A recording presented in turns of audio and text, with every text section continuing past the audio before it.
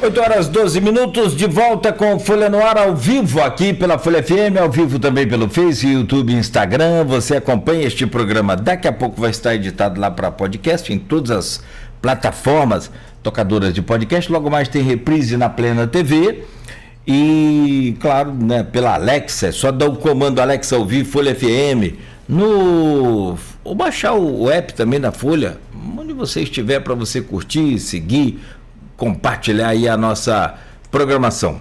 Campos segue com tempo bom, com céu claro, com sol. Hoje, 31 graus de máxima, com 21 de mínima. Agora faz 25 graus aqui no centro da cidade. No oferecimento de Proteus, Unimed Campos, Laboratório Plínio Bacelar, vacina Plínio Bacelar, Rede Mariana de Postos e também de Radimed Diagnósticos por Imagem. Nós voltamos e hoje conversando com o Sérgio Borges, coordenador do Sindipetro NF, falando ao vivo com a gente aqui. Primeiro bloco a gente falou muito de política, né, de geopolítica, esse avanço aí dos Estados Unidos nesse ataque, nessa invasão à Venezuela e a captura lá do Nicolás Maduro. Agora a gente volta a atenção aqui para a atuação do Sindipetro, que neste ano de 2025 ficou aí um ano diferenciado, um ano marcado por uma greve geral em que o sindicato paralisou os seus trabalhadores na tentativa de obter algum tipo de resposta que não havia tido desde maio, né, deste ano, né, de 2025, e aí então só através dessa greve que conseguiu ser atendido, ser respondido pela Chambriard, pela Magda Chambriard.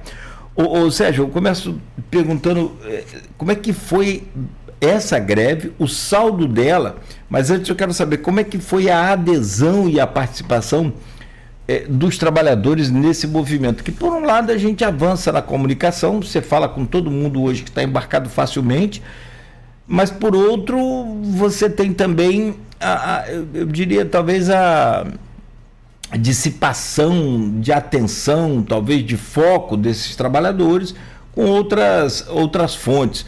Como é que foi reunir, e eu quero entender como é que foi a participação dos trabalhadores, porque foi uma greve geral nacional. Exatamente. Essa greve foi diferente, né? Eu acho que é uma greve que a gente ainda vai fazer uma análise com um pouco mais de calma e que futuramente a gente vai chegar a compreender o que ela foi exatamente e quais são os frutos. Até porque, Cláudio, só te explicando, muitas das greves que a gente faz, a gente só consegue entender a totalidade dela depois que se passam anos, né? Eu vou pegar um exemplo básico, né? Em 2020, no governo Bolsonaro, a gente fez a primeira greve geral de uma categoria no governo Bolsonaro.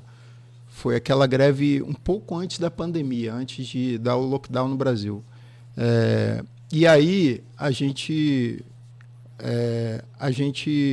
fez uma greve como um dos pontos centrais foi o não fechamento de uma fábrica de fertilizante lá no Paraná, Fafém, Paraná.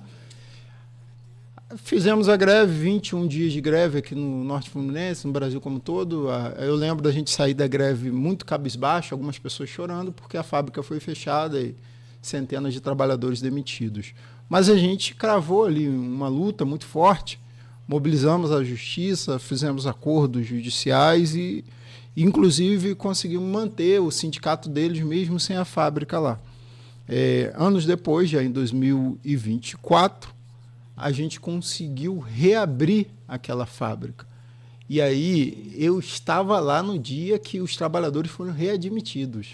Foi emocionante ver centenas de trabalhadores, aquele monte de crachá. Eu lembro de uma foto que eu cheguei lá na fábrica, os crachás deles estavam todos em cima de uma mesa enorme, assim, centenas de crachás, tudo espalhado assim, eles passando, chorando, dessa vez de alegria, de estar voltando. É arrepiante, a gente se emociona, cara. Então, a gente Hoje eu tenho... Eram os mesmos trabalhadores? Os mesmos trabalhadores que legal, demitidos, foram readmitidos. Que não eram naturalmente concursados, eram... Alguns eram concursados daquela fábrica ali, para aquele trabalho específico. Foi transferido, não perdeu o emprego esse, mas os outros que eram contratados... Foram demitidos e foram recontratados. Ah, que legal, cara.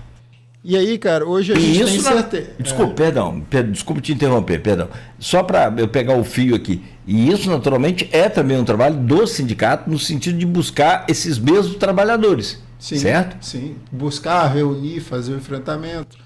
Mas hoje, a gente avaliando, a gente tem certeza que aquela greve de 2020 ajudou nessa readmissão e reabertura da fábrica. A mesma coisa deve acontecer com relação a essa greve. Foram alguns marcos, né? Um deles você já comentou ali, o enfrentamento à intransigência da presidente Magda, que infelizmente se mostrou bem aversa ao diálogo e à construção com participação dos trabalhadores. A Magda, em certo aspecto, ela chega a ser até bem eficiente com relação às entregas da Petrobras. Isso a gente admite. A Petrobras ela volta a investir aqui na Bacia de Campos. Ela descobre petróleo novo, isso é investimento. Teve que ter exploração para descobrir petróleo novo.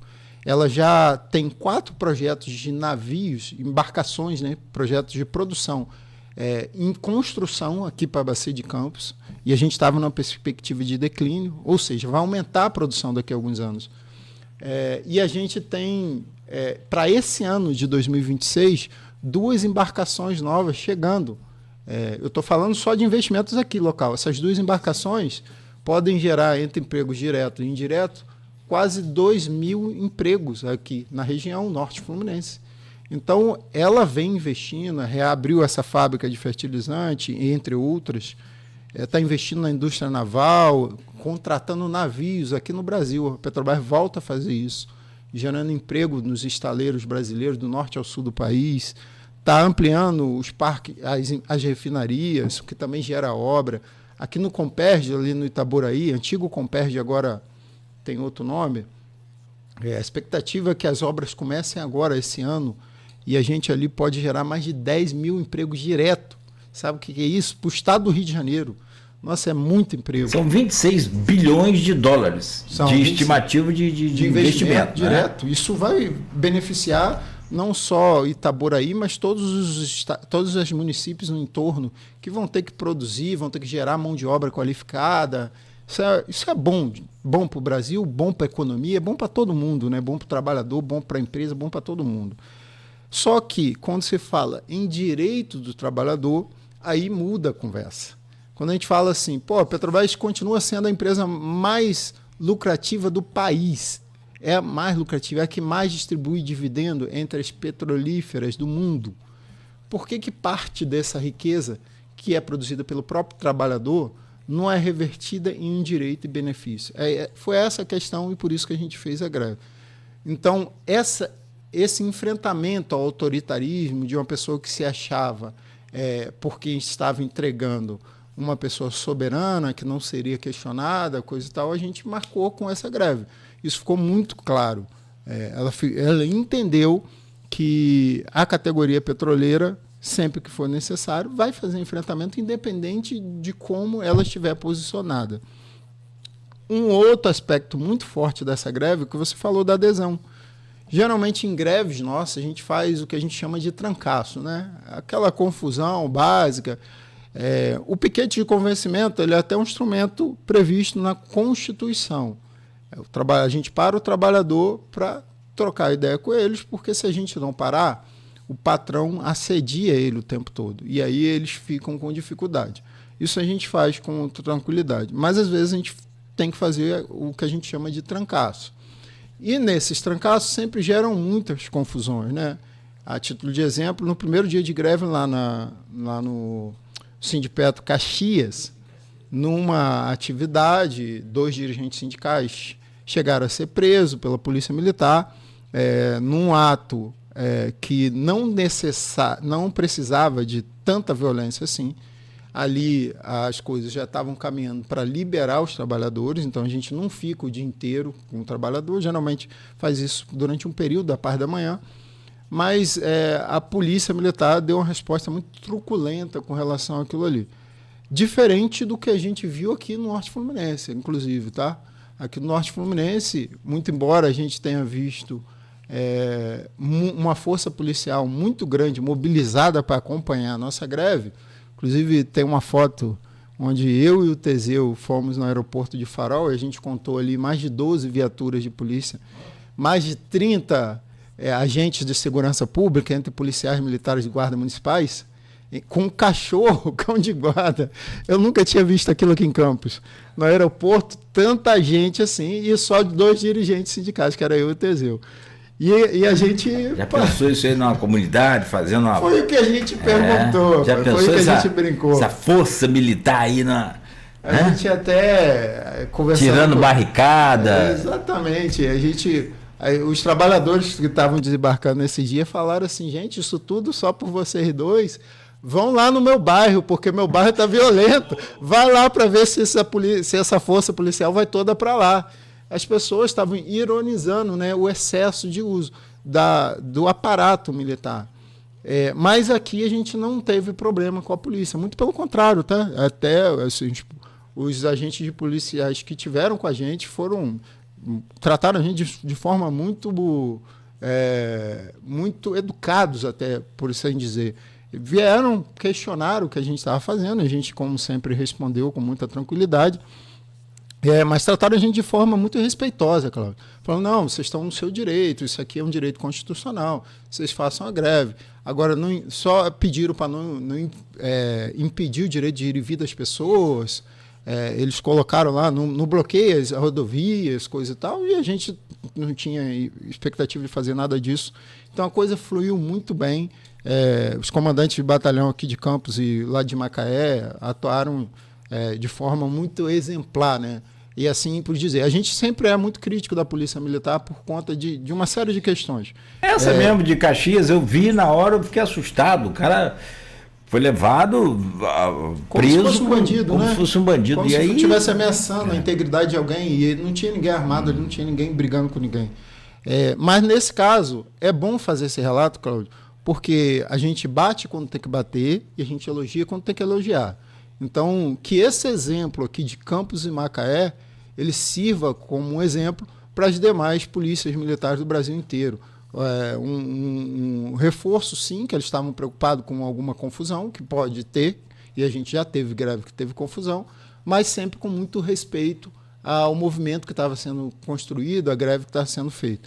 E aí, o que eu ia destacar nesse ponto foi a adesão dos trabalhadores, porque a gente não fez nenhuma atividade de trancaço aqui. A gente simplesmente chegava, conversava com os trabalhadores que estavam indo embarcar ou estavam entrando no turno ali no terminal, por exemplo, de Cabiúnas, falava, cara, fica aqui com a gente, porque a gente está de greve e é importante você fazer a greve. E aí todo mundo ficava, voluntariamente. A adesão foi enorme, enorme mesmo. Empregados com 2 anos de empresa, que a gente tinha um receio, estou chegando agora, eu vou fazer greve, isso vai pegar mal para a gente. Vários empregados novos entrando, técnicos de segurança, aliás, se algum técnico de segurança está me ouvindo aí, parabéns, os técnicos de segurança que fizeram uma greve também, eles que até pouco tempo se consideravam um cargo de confiança e durante esse movimento de greve teve uma adesão muito grande, inclusive esse foi um dos principais problemas, a Petrobras não tinha técnicos de segurança para embarcar nas unidades e ela descumpriu as normas de segurança, NR37, em várias unidades, motivo de denúncia nossa, mas teve uma adesão muito grande, técnicos de inspeção, operadores, trabalhadores de regime administrativo, todos aderindo voluntariamente na conversa. Não, eu estou de greve. Avisava o chefe dele, chefe, o sindicato decretou greve, nós estamos aderindo ao movimento de greve, então nós não estamos trabalhando até que a Petrobras apresente uma proposta aí que contemple nossos principais eixos de luta. Foi muito bonito por essa forte adesão, que foi uma adesão voluntária e consciente desses trabalhadores. Aí, hoje, eu olho, por exemplo, o nosso acordo coletivo. Ontem eu estava fazendo um debate com um dos trabalhadores grevistas, né?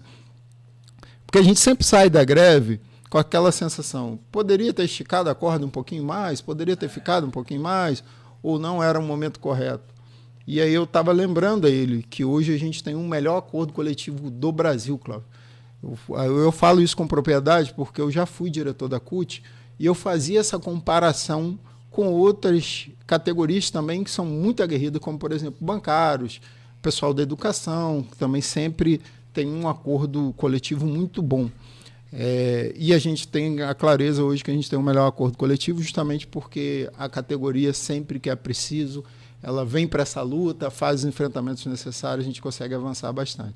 Então, esse foi um outro marco dessa greve de 2025, foi a adesão massiva de toda a categoria petroleira.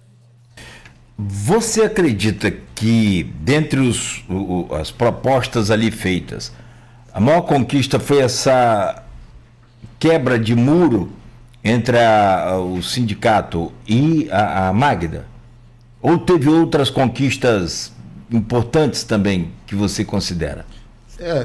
Esse foi um marco, né? Porque a gente ali enfrentou o autoritarismo que até então achava que era invencível, que a Magda se via bem cotada tanto com o governo federal, por conta das entregas que eu falei, e bem cotada com o mercado, porque eu falei aqui que a Petrobras é a empresa que mais distribui dividendo. Então o mercado também está satisfeito com a Petrobras. Você vê a Bolsa de Valores, a Petrobras no ano passado bateu recorde de valor no mercado. E é a empresa que mais distribui dividendo. Então ela achou, se eu estou bem com o mercado, se eu estou bem com o governo, eu posso enfrentar os trabalhadores.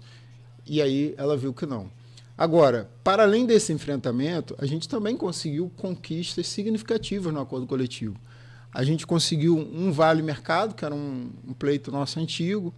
A gente conseguiu um benefício de reembolso para quem perde passagem aérea, que é uma coisa comum, não tão comum, mas quando tem essas mudanças de clima, por exemplo, os voos dos desembarques dos trabalhadores, eles acabam sendo adiados ou transferidos.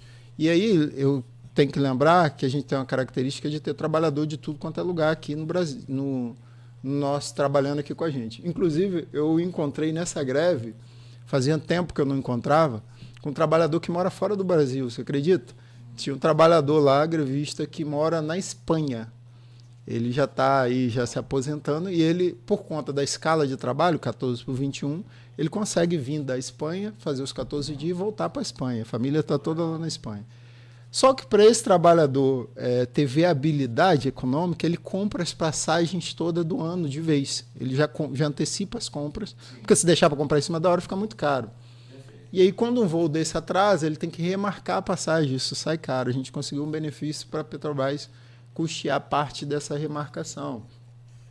A gente conseguiu melhorar a questão do nosso banco de horas, conseguimos ampliar a questão de uma hora extra, troca de turno. A gente conseguiu fazer com que a Petrobras reconhecesse, a nível de pagamento, o feriado do 20 de novembro, que ela não reconhecia. Os trabalhadores que, por conta da escala de turno, trabalhavam no dia 20 de novembro, por exemplo, era um dia normal. 20 de novembro, dia da Consciência Negra. É um dia da consciência que passou a ser nacional a partir de 2023. 2023 com a era estadual. do presidente Lula. Era só do estado do Rio de Janeiro, em 2023. O presidente Lula sancionou para ser um feriado nacional. E aí os trabalhadores que por acaso na escala caía no dia 20 de novembro, a Petrobras falou, não, é um dia normal. E agora é reconhecido como feriado e recebe em hora extra quem está na escala. E a gente melhorou uma série de questões. Conseguimos tudo? Não, a gente nunca consegue tudo, né? Toda negociação é isso. A gente entra com um pedido, a empresa tem o que ela está disposta a dar e a gente chega no meio termo, que não é nem o que a gente quer, nem o que a empresa. A gente chega no meio termo. Mas a gente teve avanços significativos. Tem um economista nosso do DIEESE, o Clóvis Omar, que fez uma análise com um estudo de caso sobre esses benefícios que a gente conquistou agora. E ele aponta que, para um trabalhador médio, ele conseguiu uma reposição inflacionária, contando todos esses benefícios que a gente conquistou, em média de 10%. Tá? Isso significa, descontando a inflação, né, que a gente teve aí 4%, 4 e pouco por cento de ganho real com essa conquista agora dessa greve. Então, teve sim uma série de avanços que foram para a gente significativos e que representam conquistas dessa greve, que os trabalhadores conseguem ver isso nos seus contra-cheques, nos seus benefícios, e vão carregar isso por resto da vida, né?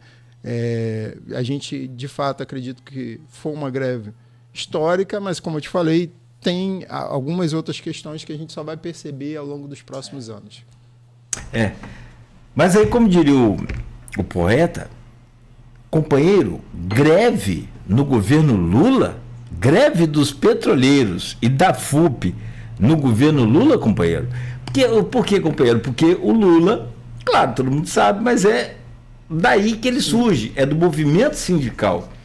E eu te perguntei isso num dos podcasts nossos, o Pod Povo, que é toda terça e quinta aqui na Folha FM, 10 para as 7 da manhã, e aí eu te perguntei, Sérgio, falei, cara, mas você fazendo greve do Sindipetro, agora há pouco vocês mesmo receberam o Lula aqui, e ele, poxa, atende vocês, direto, atende, né, não só com o proforme ali, mas também em off, tira foto, enfim, tem um relacionamento em que me parece ele se sentir muito bem ao lado de você, e o sindicato é alinhado com o governo federal. E aí, poxa, como é que foi esse momento de enfrentar assim, o parceiro? A gente enfrenta porque a gente sabe o lado que a gente é representante dos trabalhadores, independente do governo. E não há contradição nenhuma, Cláudia, assim, em você apoiar o governo e você fazer uma greve quando você discorda desse governo. Aliás, a democracia é justamente isso. Você não precisa chamar um ou outro de inimigo. Você pode reafirmar aquilo que potencializa, aquilo que é bom, como eu acabei de fazer um elogio à Polícia Militar, que aqui atuou, e criticar quando esse mesmo ator político faz alguma coisa ruim. E aí não tem contradição nenhuma em fazer uma greve no governo Lula. A gente admite que a gente apoiou o Lula enquanto pessoa, né? Enquanto sindicato outra história, mas enquanto pessoa, eu mesmo fiz campanha para o Lula se reeleger agora na última eleição, né? Desse Lula 3. E aí eu venho dizer que eu tenho legitimidade justamente para cobrar dele. E eu cobro através de uma greve. Lembrando que o governo Lula é um governo de ampla coalizão. Ele está muito ligado com o centro, e em alguns aspectos até muito refém do centrão. Então é um governo que está sendo disputado o tempo inteiro. O mercado pressiona o Lula, a Bolsa de Valores pressiona o Lula, a mídia pressiona o Lula, as empresas internacionais pressionam o Lula. Nada mais justo do que os trabalhadores também pressionar. E qual é a nossa forma de pressionar? A nossa forma de pressionar é justamente fazendo uma greve. Às vezes uma reunião, mas quando a reunião não vai, é fazendo uma greve, porque é assim que o governo e a empresa conseguem parar para nos ouvir. Agora, lembrando que assim, é diferente eu fazer um enfrentamento dentro do governo democrático para um enfrentamento dentro do governo totalmente reacionário. E eu sempre explico isso para quem não tem muita intimidade com os debates políticos, fazendo uma analogia, Cláudio, com um jogo de futebol, tá certo? A luta de classes é um jogo onde os trabalhadores vão estar de um lado e os patrões vão estar do outro lado. Esse jogo tem conflitos, que a gente chama na luta de classes, conflitos de interesse que são naturais do processo capital. É natural que o seu chefe, quem está nos ouvindo aí, queira ter um lucro maior. E isso é legítimo, gente. Isso não é crime. Um empresário ter um lucro maior, não. Isso não tem problema. Assim como é natural que um trabalhador queira ter um salário melhor, um benefício melhor, também não é crime. Esses dois pontos conflitam, porque para o chefe atender um pedido do trabalhador, ele tem que diminuir o lucro dele. Isso é um conflito de interesse. Então, esse conflito, como é que você faz? Você dialoga, você negocia, e no limite de tudo, quando nada funciona, você faz uma greve. Então, assim, sempre vai haver essa luta de classe, sempre vai haver o time dos trabalhadores contra o time dos empresários do patrão. A diferença é que num governo reacionário, como a gente teve o governo Bolsonaro, por exemplo, o time dos patrões não respeitava muitas leis, não respeitava a regra do jogo. E muitas das vezes utilizava até um combinado com o juiz para causar algum prejuízo ao trabalhador. Então, fazendo analogia, dava chute na canela, cotovelada no olho, esse tipo de coisa. O governo democrático, ele tende a respeitar a regra, respeitar a lei, fazer o jogo limpo, que a gente chama de fair play, né? Fair play, o jogo limpo. Mas ainda assim, o governo progressista, que é o governo Lula, ele está do outro lado, ele quer fazer gol na gente. Então, cabe a gente lutar para fazer gol no governo. Eu não posso pedir o presidente para fazer um gol contra. É eu que tenho que lutar para conquistar aquilo que eu quero, entendeu? Sim. Então, eu que tenho que avançar. O presidente fala assim, teve uma vez que um dos nossos lá foi falar com ele, pô, presidente, tá difícil a negociação. Tá difícil por quê? Porque a Magda não quer ajudar, não quer dar. Ele falou, o papel dela é negar mesmo, ela é presidente.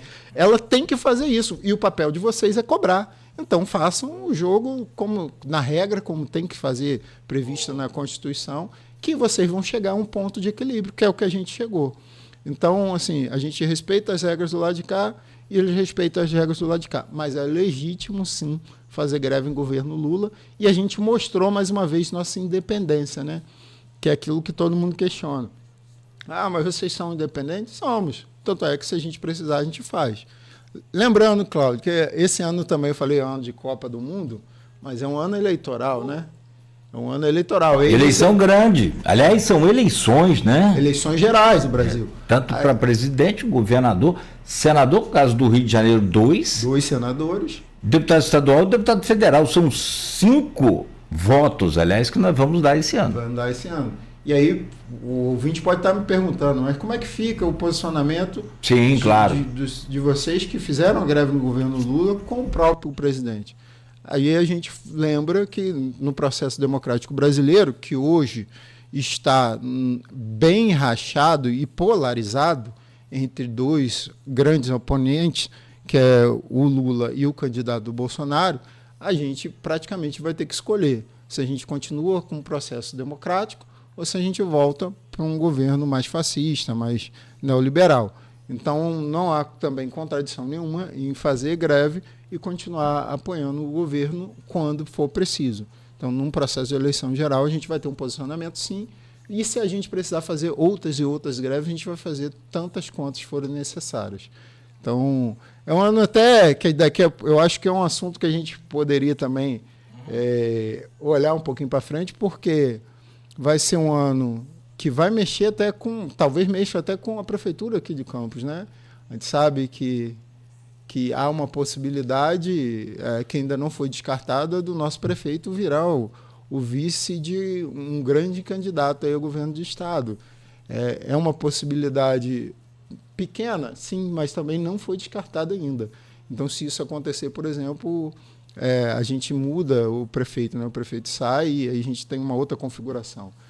O que a gente sabe localmente é que os candidatos estão se mexendo, os partidos estão conversando, tem o PT, a nível nacional, tem tentado ampliar sua federação e tem feito conversas com outros partidos de centro e de esquerda também para tentar ampliar a força local. Localmente a gente tem estadual, né? Pensando no estadual, a gente tem a Benedita se colocou como candidata a governadora do estado, a governadora não, senadora, desculpa pessoal, senadora, Benedita senadora. Nós temos todos os nossos deputados federais que vão tentar se reeleger, com exceção do Quaquá, que virou prefeito lá em Maricá, mas deve trazer como candidato dele o filho dele a deputado federal. Aí o Raymond vai vir para a reeleição, o Dimas vem para a reeleição pelo PT, né? Estou falando do pessoal do PT e da federação, depois eu falo dos outros. Raymond, Dimas, Lindbergh, que é o nosso cabeça de chave aí, está puxando, mais as candidatas lá do PCdoB, que fazem parte da federação, que é a Jandira Fegali, a enfermeira Regiane, que estão eleitas. No PV, a gente deve ter para federal também algum candidato forte. Na última eleição foi o Lazzaroni, provavelmente eles devem lançar, aquele grupo ali deles deve lançar um candidato também. E a gente tem candidatos novos também que chegaram no PT recentemente, que é o Freixo e a Aniele, que são candidatos também vêm fortíssimos aí a deputado federal pelo Partido dos Trabalhadores, devendo até ampliar a legenda. Na última eleição, a federação fez 5 federais do PT e 1 do PCdoB. Hoje a configuração está diferente porque o Quaquá saiu. Então, 4 do PT e 2 do PCdoB, 6 no total. E a expectativa é que nessa eleição desse ano a gente consiga ampliar esse número de deputados federais. Deputados estaduais é outra configuração, né? Vamos, já que você avançou para esse assunto aí e está na pauta também para a gente falar das projeções do sindicato para 2026, o sindicato sempre tem um nome muito importante nessas disputas, que é o Zé Maria Rangel. Só que Zé Maria agora está num cargo de alto escalão na Petrobras e me parece que ele já conversou com vocês sobre o posicionamento dele com relação e Zé Maria é muito combativo, sempre coloca o seu nome assim para realmente disputar e aquela história. Como você falou, se o PT faz essas certas alianças, como foi o caso desse ano de 2024, se está a Natália no PT, por exemplo, talvez fosse a Natália e levaria também o Teseu na sobra. Exatamente. Poderia ser essa coisa, né? Mas ela foi convidada, inclusive, Natália Soares, e depois seguiu como candidata pelo pessoal, teve 3.500 e tantos votos. Foi a candidata da esquerda aqui de Campos que teve a maior votação, 3.500 e pouco votos. Então, e aí como é que fica então o posicionamento do Sindipetro NF, que tem sempre essa participação direta de um dos seus líderes, como é o caso do Zé Maria, que esse ano, né, já anunciou, você depois confirma para mim, por favor. E aí vem alguém, você já tem pretensão, tem o próprio Teseu, que teve uma votação também muito, muito, muito boa, com mais 2.500 votos, aproximadamente. Para quem não sabe, é muito voto, gente. Bota 2.500 pessoas juntas aí no lugar aí e vai dar um café da manhã. Não precisa nem nada, muita comida não, para você ver como é que você gasta. Exatamente. Assim, a gente, nos últimos anos, a gente sempre colocou um candidato aqui, petroleiro, né? Isso começa em 2018, mas, na verdade, assim, a gente sempre teve, até em anos anteriores, vou lembrar aqui do Rangel, Antônio Carlos Rangel, que é o irmão de Zé Maria, né? Que foi vereador. Que foi vereador aqui em Campos.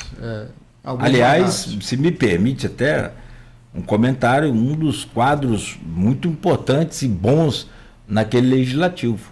Sim, depois teve o Renatinho também. Depois teve o Renatinho Barbosa. Renatinho Barbosa. E depois a gente ficou um tempo sem candidato. Em 2018 a gente retoma isso com o Zé Maria. Mas só lembrando o contexto, em 2018 o Lula estava preso, né? E o Zé, quando ele foi o auge ali da Lava Jato, foi a eleição do Bolsonaro. E o Zé, quando ele coloca o nome dele, ele sabia que a chance era bem difícil, mas que ele tinha uma missão importante, que era defender o legado da presidente Lula. Então, como é que a história vem se desenrolando, né? 4 anos depois, Lula se elege presidente pela 3ª vez. De lá para cá, a gente sempre manteve ou o Zé e, recentemente, o Teseu como um dos nossos candidatos aí da categoria petroleira, por entender que os trabalhadores da Petrobras precisam de um representante no Congresso Nacional. Esse ano, a gente está com uma estratégia um pouco diferente, porque o candidato nosso deve vir de outro estado. A gente tem trabalhado muito o nome do David Bacelar na Bahia, entendendo que ele tem uma chance maior. E aqui no estado do Rio, o Zé já está numa função lá da auto-administração, como você mesmo falou, executivo da Petrobras, tem uma função que ele tem que cumprir e ele está no meio de um projeto, então ele não pode sair. O Teseu também está se preparando para um outro projeto dentro da federação, que é a Federação Nacional, né? Nossa, a FUP, a Federação Única dos Petroleiros. E aí a gente resolveu que a gente vai fazer um debate dentro dos candidatos que se colocam mais a nosso campo e que podem, em algum aspecto, dar algum apoio a gente para frente. A gente não vai ter um candidato petroleiro diretamente sim, ligado ao Sindipetro. Então, a gente vai apoiar um outro candidato, mas sempre de olho na perspectiva aqui e ajudando na construção dessa unidade da esquerda. Você lembrou bem que na última eleição, caso a gente viesse com um único partido e os votos que foram do pessoal tivessem dentro dessa federação, a gente teria eleito um ou até dois, a depender do coeficiente eleitoral que a gente conseguisse ali. E essa é uma característica, Cláudio, daqui de Campos, que eu já observo há algumas eleições. A última vez que a gente teve um candidato, vamos dizer, que foi eleito pela esquerda, foi o Marcão, muito embora ele também não seja característico de esquerda. Ele foi eleito pelo PT, depois ele muda o partido. E a gente percebe que quando a esquerda aqui em Campos começa a se dividir, antes disso a gente já teve até 2 vereadores aqui em Campos. Eu lembro que teve uma época que era o Marcão e a Odisseia, se eu não me engano. Sim. Exatamente. Marcão e Odisseia. Então, quando a esquerda começa a se dividir, principalmente a partir do fortalecimento do PSOL aqui na região, a gente começa a ter dificuldade porque os votos da esquerda se dividem. Então, Campos, hoje, com a população que tem, ele tem coeficiente suficiente para eleger um deputado, um vereador de esquerda e para ter condições de fazer um deputado também. Lembrando que, a nível estadual, a gente tem uma deputada Carla Machado, que está no no PT, e que é aqui da região, né? Origem ali de São João da Barra, disputou várias eleições em SãoÃo da Barra, prefeito histórico. Domicílio eleitoral em Campos hoje, mas claro, e é líder político de São João da Barra, teve quase 18 mil votos em Campos. Sim, assim, para o povo ali de São João da Barra, ela é incontestável, né? Venceu várias eleições como prefeita, e isso a gente tem que reconhecer.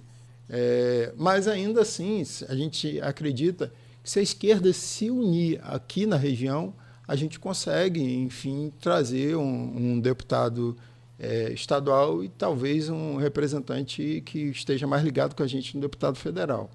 A gente está precisando, sim, a gente tem hoje como deputado federal aqui da região o Caio, né? Sim. Que assumiu o mandato. Interinamente, isso aí. Campos está precisando, Campos já teve mais de um representante em outroras, e a gente precisa, de fato, de alguém lá no governo federal que olhe aqui para a nossa região, que é uma região também muito importante para o país, por ser uma das maiores produtoras de petróleo, mas também pela história da cidade como um todo, o contexto político que a cidade é envolvida.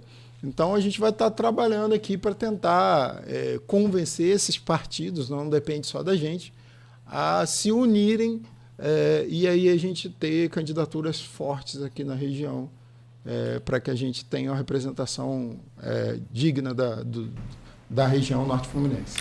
Só para a gente fechar essa questão da política, e aí eu quero ouvir de você, como também integrante do partido e como um sindicalista, ativista aí do movimento, e fazedor de política também, por que não?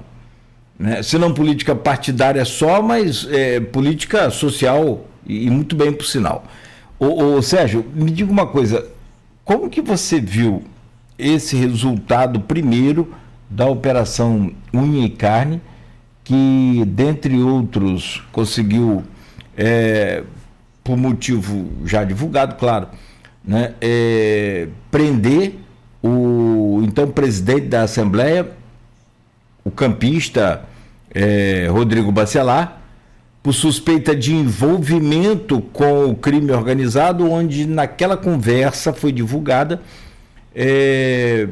por WhatsApp com o TH Joias, ele mantinha contato com o TH Joias, ou o TH Joias manteve contato com ele e acabou envolvendo ele naquele processo.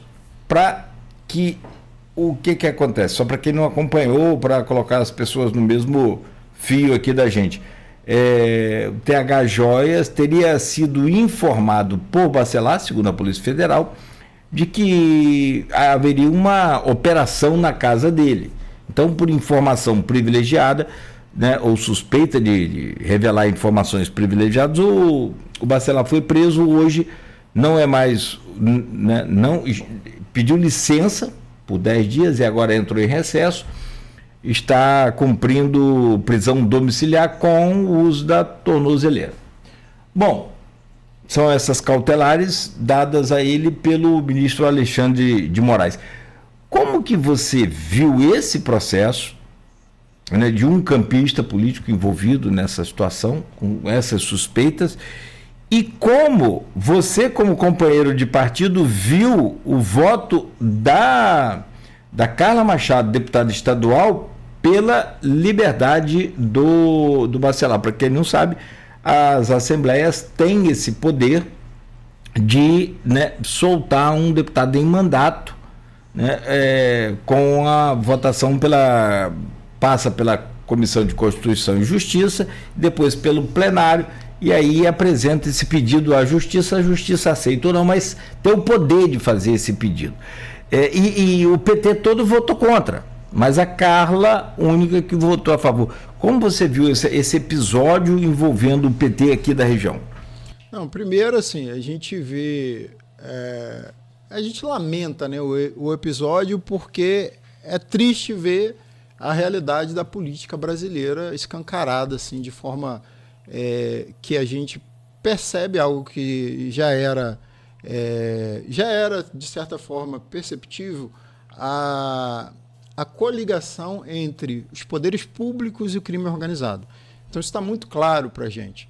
E aí, uma das características do governo do PT é a independência das instituições, principalmente as instituições com foro policiais e investigativos. Ministério Público, Polícia Federal, o próprio Judiciário. O PT ele sempre deixou que a Polícia Federal, o Ministério Público, agisse com total autonomia em absolutamente tudo, inclusive para investigar seus próprios parlamentares. E é natural de que, quando você dá liberdade à Polícia Federal, ela consiga fazer o trabalho e as coisas apareçam. E aí, quando a gente percebe e pega, flagra, né, o presidente da Assembleia, independente de ser campista ou não, dialogando com um criminoso, a gente vê que a coisa está pior do que a gente achava, bem pior, né? Então, a gente vê com muita preocupação, mas a preocupação no sentido de que tem que se intensificar as investigações, tem que se punir da forma correta as pessoas. Ao mesmo tempo em que a gente também exige uma postura mais correta de todos os parlamentares que são alinhados com a democracia e com o conceito com um conceito mais progressista. Então, o partido fez um posicionamento correto, dado os fatos, né? E lembrando, Cláudio, que a gente defende sempre o amplo direito de defesa, que as pessoas consigam passar por um processo investigatório correto, que eles tenham que responder na justiça, que eles tenham o direito de se manifestar, mais uma vez caracterizado o crime, que eles sejam punidos mesmo, que sejam responsabilizados pelas ações que tomam. E aí o partido corretamente vota pelo afastamento, que é o que se espera, né, de um partido que se diz progressista e que se diz democrático. Ou seja, cometeu o crime, vai pagar pelo crime, vai ser responsabilizado. Infelizmente, a gente sabe que nem todo mundo segue a orientação partidária. E o caso da Carla, que a gente sabe que tem uma ligação muito forte, que até antes do PT, né? Antes mesmo do PT, ela já tinha uma ligação muito forte com o grupo Bacelar. Ela se posiciona contra a prisão do Bacelar, né? A favor do Bacelar, a favor da soltura, num posicionamento isolado dentro do partido, que já está sendo questionado, inclusive internamente. existe uma série de procedimentos internos e sindicâncias que avaliam a postura dos seus parlamentares e dos seus militantes como um todo. Então, ela internamente tem que responder. E eu não sei exatamente como está, porque é uma coisa que se define a nível estadual, né? E eu faço parte do diretório municipal aqui de Campos, então é uma coisa mais interna. Mas certamente, em algum momento, ela será questionada, se não já foi questionada, por esse posicionamento. Que, de fato, é totalmente contraditório com o que o PT prega na sua linha. E isso pode trazer problemas, pode não, com certeza vai trazer problemas para ela, problemas internos com relação à permanência dentro do Partido dos Trabalhadores. Não sei se isso gera um problema maior, isso eu não tenho propriedade para falar, como eu falei, é uma decisão mais a nível estadual e às vezes até tem interferência do partido a nível nacional, né? Mas certamente vai ter que responder alguma coisa. E com relação à operação em si, tomara que a operação chegue ao seu objetivo, né? Lembrando que não era só o Rodrigo Bacelar, tem desembargador, né? Se eu não me engano aqui, esqueci o nome do desembargador. Macário, né? Já foi preso também. Foi preso. Teve 3 celulares apreendidos também. Né? Então, tem muita gente envolvida. Então, tomara que a operação chegue ao seu objetivo. Aliás, tem apostas aí de que se esses celulares forem abertos, de fato, revelados aí as suas conversas, pode cair muita gente. Isso é especulação. Estamos aguardando. Agora, você veja tem um assessor também do Rodrigo que teve também 3 celulares apreendidos. Né? Chefe de gabinete do Rodrigo, inclusive. Então, assim, há uma expectativa agora para esse ano aí, início de ano aí já, ter um desdobramento, nova etapa dessa operação Unha e Carne. Aí provavelmente tomara que tenha, né? O Estado do Rio está merecendo isso. O Estado do Rio sempre foi um dos estados mais prejudicados aí pelo crime organizado, que afeta a vida da população como um todo, afeta na violência do dia a dia que a gente encontra aí, principalmente nas periferias, afeta quando a gente não tem um serviço público de qualidade, por exemplo, os hospitais abandonados, ou o transporte público não funciona, e a gente percebe que isso tem uma ligação direta agora do crime organizado com parlamentares e setores públicos, inclusive da justiça, que deveriam estar justamente punindo essas pessoas e estão em conluio com ele. Infelizmente, é uma coisa que a população brasileira vai ter que estar atenta, porque isso acontece não é uma exclusividade aqui do Rio, né? Eu vou lembrar aqui da operação lá no estado de São Paulo, que prendeu lá na Faria Lima uma série de executivos que estavam ligados ao PCC e comprando distribuidoras de combustíveis, que adulteram combustíveis, que lavam dinheiro, que adulteram até bebidas e colocando metanol. As pessoas estavam morrendo porque estavam consumindo bebidas adulteradas. Então, a que nível a criminalidade? Envolvendo também setores políticos, setores da justiça, setores executivos. É muito triste perceber que isso ocorre de forma muito ligada às instituições aqui a nível de Brasil. Mas também eu fico, como eu falei, eu tenho que ser pessimista na razão, na avaliação, mas otimista também na esperança, porque se hoje a Polícia Federal consegue prender essa gente toda, é porque tem gente séria no nosso Brasil. Tem delegado disposto, de fato, a acabar com isso. Tem juiz que vai enfrentar, tem desembargador também que vai enfrentar esses desmandos, todos esses absurdos, e a gente tem que manter a expectativa que o país vai, de certa forma, melhorar. A gente fica indignado, sim, isso gera um sentimento de revolta dentro da gente, e, inclusive, a gente vai continuar acompanhando. Eu sugiro a todo mundo que se ligue e procure saber dos partidos que estão diretamente ligados com essas organizações criminosas, porque daqui a pouco vai vir eleição por aí. E quando vem a eleição, a gente vai ter que decidir de novo quem são os governantes que vão mandar no nosso país nos próximos 4 anos. Então a gente tem que levar isso em consideração. Porque no final de tudo, Cláudio, dentro de um processo democrático, é claro que a gente entende as particularidades, entende que um povo com pouca educação ele tende a fazer escolhas equivocadas, mas no final de tudo, o povo tem a chance de mudar, tem a chance de mudar a sua própria história e dizer um não para esse tipo de gente. No momento em que a gente começar a botar para fora dos espaços de poder todos esses tipos de parlamentares que utilizam desses meios ilegais, que geram prejuízos enormes para a população, eu acredito que os próprios candidatos vão entender que a população não aceita mais esse tipo de coisa. Mas precisa, sim, de uma mudança significativa da população para que a gente consiga mudar e fazer a nossa parte. Muitas das vezes a gente coloca muita expectativa no presidente, no prefeito. O prefeito tem que resolver tudo. O deputado tem que resolver tudo. O vereador tem que resolver tudo. Mas a gente esquece da nossa parte, né? Que é escolher quem que vai estar lá. Não adianta e aí eu falo diretamente de uma prática que ocorre cada vez mais intensa nas eleições, que é a compra de voto, né? Isso ocorre, não adianta a gente fechar os olhos, isso ocorre de maneira descarada. Eu sou de um colégio eleitoral lá de Guarulhos, lá no Félix Miranda. Agora eu estou... Cara, eu também não sou maldoso, não, mas quando a gente queria castigar alguém aqui na rádio, tipo assim, o coleguinha ficava o ano inteiro fazendo as coisinhas erradas, né? Aí a gente chegava na hora da eleição e escalava ele pro Félix Miranda.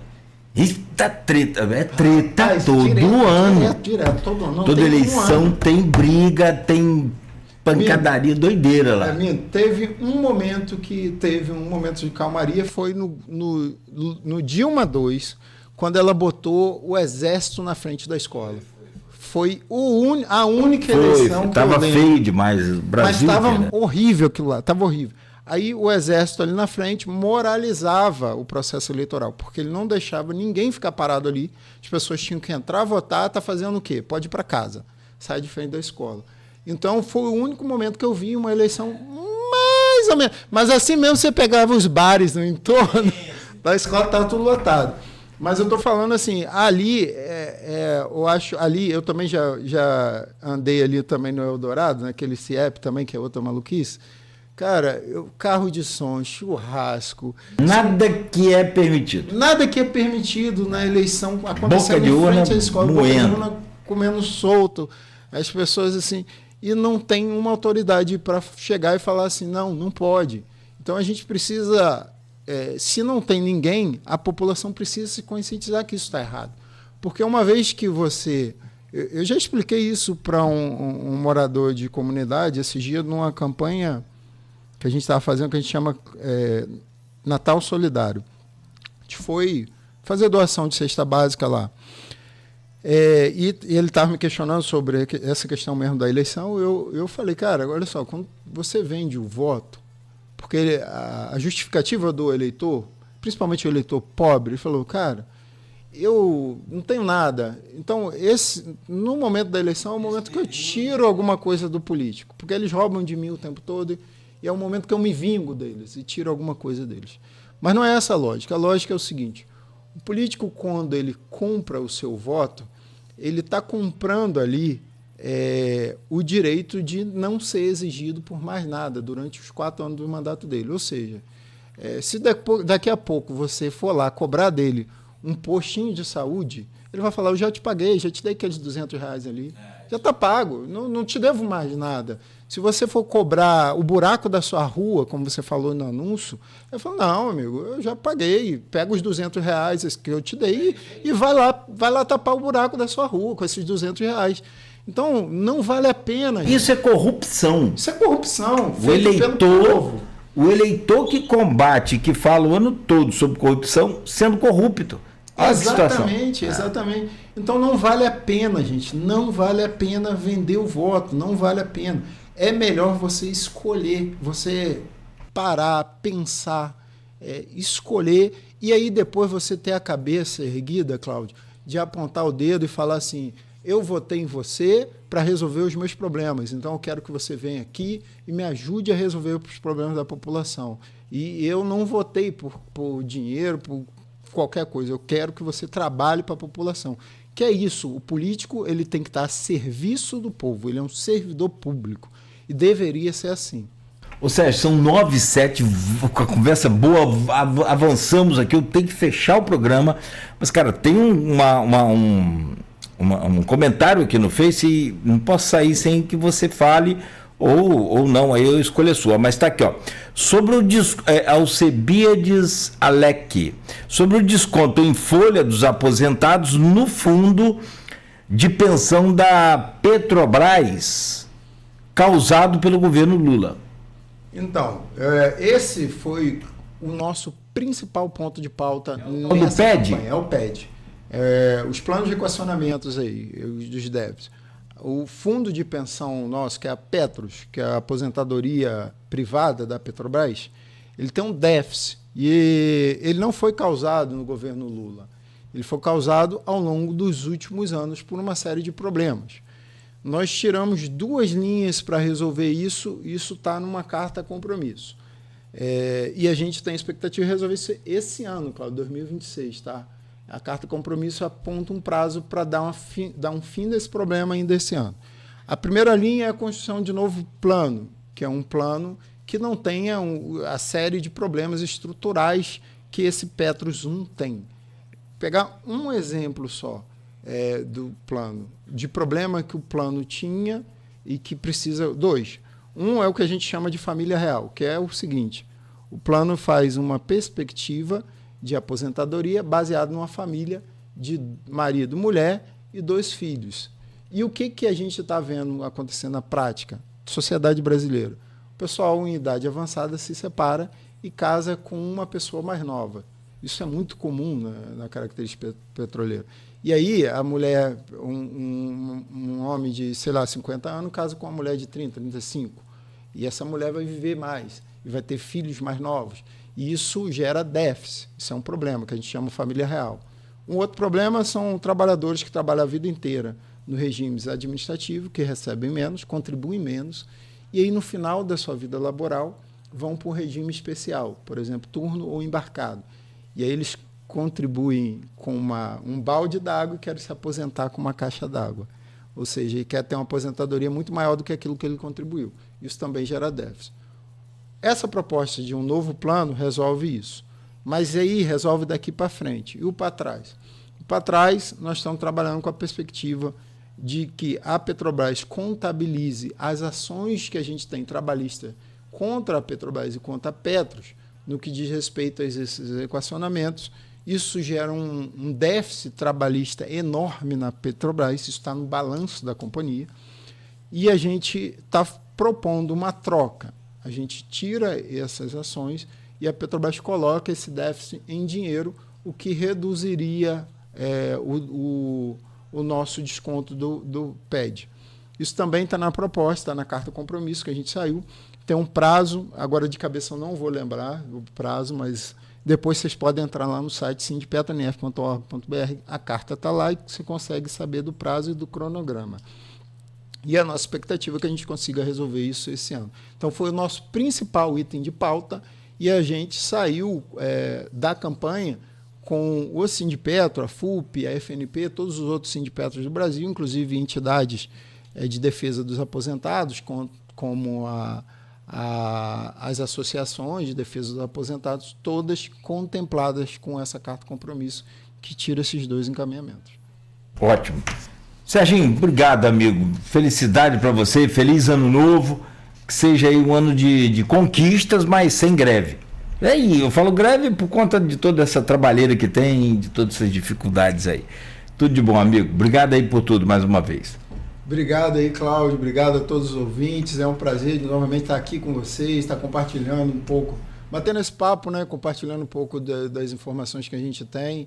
Eu que agradeço. Vamos estar sempre juntos. A gente tem aí também o Pó de Povo, que toda semana eu estou falando. Tem o Informe do Trabalhador. Amanhã é dia. Tem o Informe do Trabalhador. Tem o Informe do Trabalhador. Então a gente vai estar sempre junto aí. Eu também queria desejar um feliz ano novo para você, para todos os ouvintes que estão nos acompanhando aqui, em especial aí para os grevistas que fizeram história na Petrobras ao fazer uma das nossas maiores greves. E aí queria mandar um abraço especial também para os funcionários e funcionárias do Sindipetro, assim como assessores e servidores, que ajudaram a gente a construir essa greve muito, muito bonita. Que a gente tem um ano maravilhoso, um ano de energia, um ano de muita fé, um ano de bênçãos, um ano de saúde, e que a gente consiga tomar boas decisões no processo eleitoral desse ano. Tomara. Bom, mas antes disso, de eleição, você volta aqui ainda. Valeu, gente. 9h12, fechamos aqui, de volta amanhã às 7h com mais um Folha no Ar. Hoje conversamos com o Sérgio Borges, coordenador geral do Sindipetro NF, e a gente volta então no oferecimento de Proteus, Unimed Campos, Laboratório Plínio Bacelar, Vacina Plínio Bacelar e Radmed Diagnósticos por Imagem amanhã às 7h da manhã.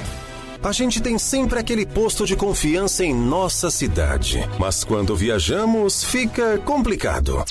Ficava! Porque agora você pode contar com a rede Rio Pós